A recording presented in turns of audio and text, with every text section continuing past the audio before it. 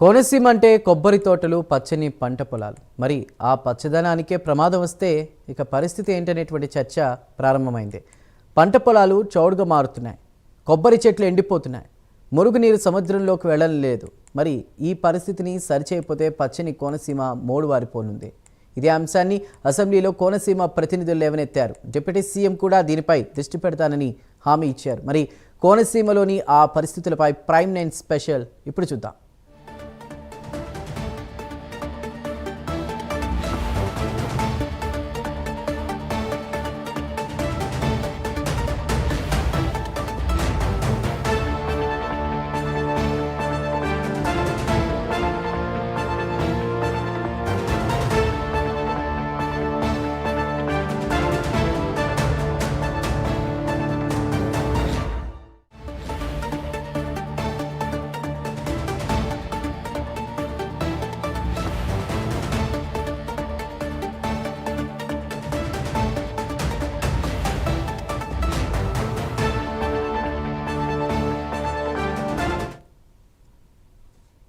అంబేద్కర్ కోనసీమ జిల్లా రాజోలు నియోజకవర్గంలోని తీర ప్రాంత గ్రామాల రైతుల బాధలు, శంకరగుప్తం మేజర్ డ్రైన్ ముంపు సమస్యలపై శాసనమండలి అసెంబ్లీలో ఒక్కసారిగా ప్రస్తావన వచ్చింది.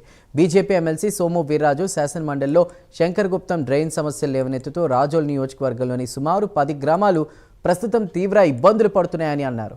శంకరగుప్తం డ్రైన్లో సముద్రపు నీరు పోటు కారణంగా ఆ గ్రామాల్లో వేలాది కొబ్బరి చెట్లు ఎండిపోయి చనిపోవడం, పంటలు పండించే అవకాశం లేకుండా భూములు పాడైపోవడం, భూగర్భ జలాలు ఉప్పుగా మారి త్రాగునీరు దొరక్క ప్రజలు దిక్కుతోచని స్థితిలో ఉండడం బాధాకరమైందని ఎమ్మెల్సీ సోము వీర్రాజు అన్నారు.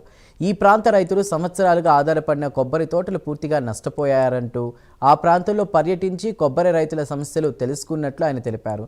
ఇతర పంటలు వేసుకోవడానికి కూడా అవకాశం లేకుండా ఉందని, సముద్రపు నీటి పోటు నివారించే స్థిరమైన చర్యలు, తీర ప్రాంత రైతులు పాడైపోయిన భూములకు పునరుద్ధరణ, త్రాగునీటి సమస్యకు తక్షణమే శాశ్వత పరిష్కారం చూపాలని ప్రభుత్వాన్ని కోరారు.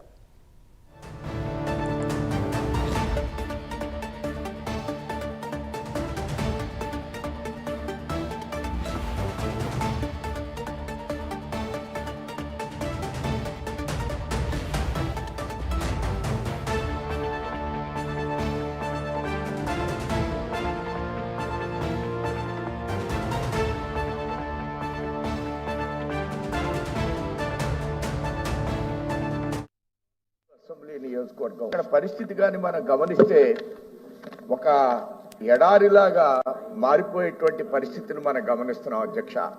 కొబ్బరి చెట్లు పూర్తిగా తలలన్నీ కూడా ఖండించబడేటువంటి అంశంగా మనం గమనిస్తున్నాం అధ్యక్ష.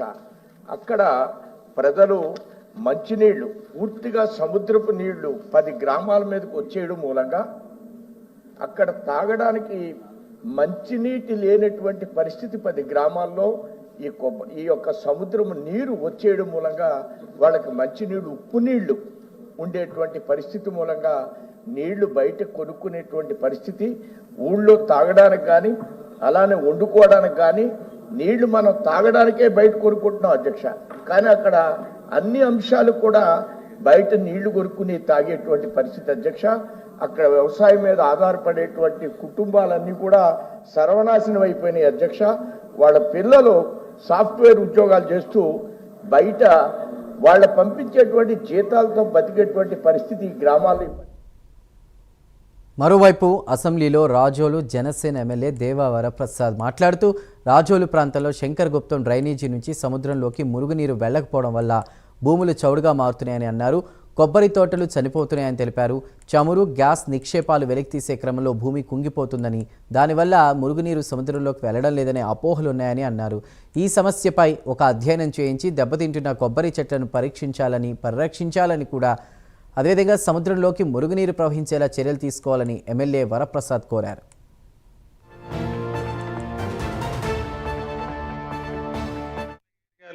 అక్కడ ఉన్న ప్రజలు కానీ ఇబ్బందులకు గురవుతారు. కానీ ఈ కాంటెక్స్ట్లో ఏమిటంటే ఓఎన్జీసీ, గేలు ఇలాంటి సంస్థలు వారి ఆపరేషన్స్ వల్ల, అది డ్రిల్లింగ్ అవ్వచ్చు, పైప్ లైన్ వేయటం కావచ్చు, వీటి వల్ల తీర ప్రాంతంలో ఉండే నియోజకవర్గాలు చాలా విపరీతంగా సఫర్ అవుతున్నాయండి ఈరోజు. ఇది మీ దృష్టికి తీసుకురావాలని నా ఉద్దేశం. ఎలాంటి ఇబ్బందులు అంటే ఒక పక్క రోడ్స్ బ్రిడ్జెస్ ఇప్పుడు మన గన్నవరం నియోజకవర్గ ఎమ్మెల్యే గారు చెప్పినట్టు, అదే కాకుండా పూర్తిగా మాకు 60 గ్రామ పంచాయతీలు ఉంటే 60 గ్రామ పంచాయతీలు కూడా మంచినీరు లేదు, గ్రౌండ్ వాటర్ ఫెయిల్ అయిపోయింది, సెలైన్ అయిపోయింది, డ్రైన్స్ పొంగుతూ ఉన్నాయి. సో అదే కాకుండా పంటలు లేవు, కొబ్బరి చెట్లు చచ్చిపోయాయి, 100 మంది డయాలసిస్ పేషెంట్లు ఈరోజు ఇంకో మరో ఉద్దానంగా తయారయ్యే పరిస్థితి ఇక్కడ.